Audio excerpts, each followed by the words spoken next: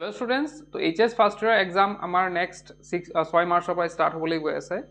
তো ইয়াতে মই এটা ৱাৰ্নিং দিবলৈ আহিছোঁ। ৱাৰ্নিংটো হৈছে যে বহুতো ছাত্ৰ ছাত্ৰী দেখা যায় তেওঁলোকে 6টা ছাবজেক্টৰ ভিতৰত 6টা ছাবজেক্টে ভাল নম্বৰ লৈ পেলাই পাছ কৰিলেও কিন্তু এটা ছাবজেক্টৰ কাৰণে তেওঁলোকে কি হয় ফেইল হৈ যায়।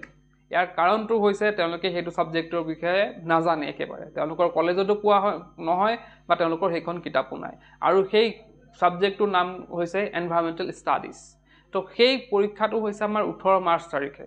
18 মাৰ্চ তাৰিখে তোমালোকে ৰুটিনখন চাবা, তেওঁলোকে এনভাইৰনমেণ্টেল ষ্টাডিজ বুলি দিয়া হৈ আছে। বহুতে হয়তো সেইটো কথা মানে নাজানে যে সেইটো এক্সাম যে তেওঁলোকৰ। এইটো এক্সাম কিন্তু মই এটা কথা কৈ দিওঁ, ছায়েন্স আৰ্টছ কমাৰ্চ কোনো কথা নাই, ষ্ট্ৰীমৰ কথা নাই, প্ৰত্যেকজন ষ্টুডেণ্টে এইটো এক্সাম দিবই লাগিব।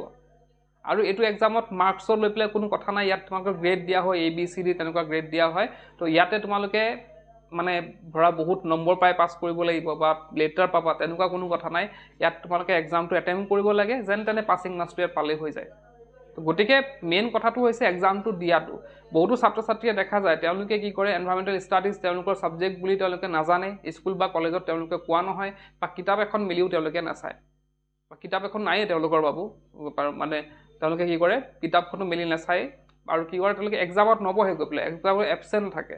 আৰু এক্সামত এবচেণ্ট থকা মানে সেইটো আৰু কি হ'ব, যেতিয়া তেওঁলোকে এক্সামত এবচেণ্ট থাকিব এনভাইৰনমেণ্টেল ষ্টাডিজৰ, তেওঁলোকৰ কিন্তু তেওঁলোকৰ যোনটো মানে মাৰ্কশ্বিটখন মানে এনভাইৰনমেণ্টেল ষ্টাডি দিয়াটো মাষ্ট দিবই লাগিব। গতিকে তাত এক্সামত এটেম্প হ'বই লাগিব, মানে তাত থাকিবই লাগিব, এক্সাম দিবই লাগিব। পাছটো কৰি যাব। এনভাইৰনমেণ্টেল ষ্টাডিজৰ অলৰেডি আমি বহুতখিনি কৰিছোঁৱে, মানে পঢ়ি আহিছোঁ আগৰ পৰা। গতিকে সেইখিনি কুৱেশ্যনে দিয়া হ'ব, খুব ডাঙৰ ডাঙৰ বহুত কণ্টেণ্ট কুৱেশ্যন দিয়া হ'ব, কোনো কথা নাই।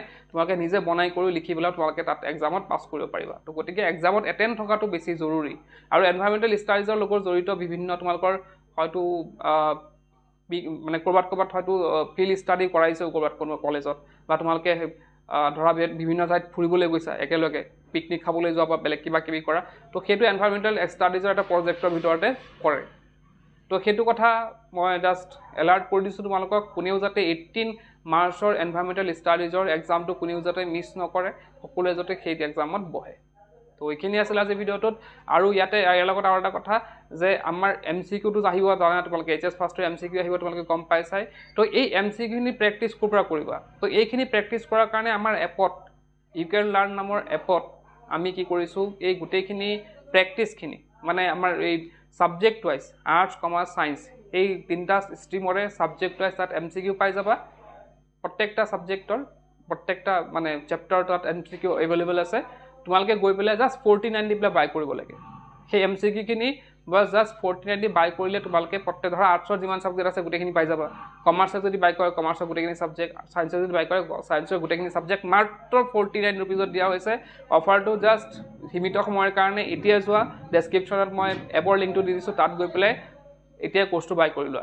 আজি ভিডিঅ'ত আহি কৰিলোঁ কি পঢ়ছে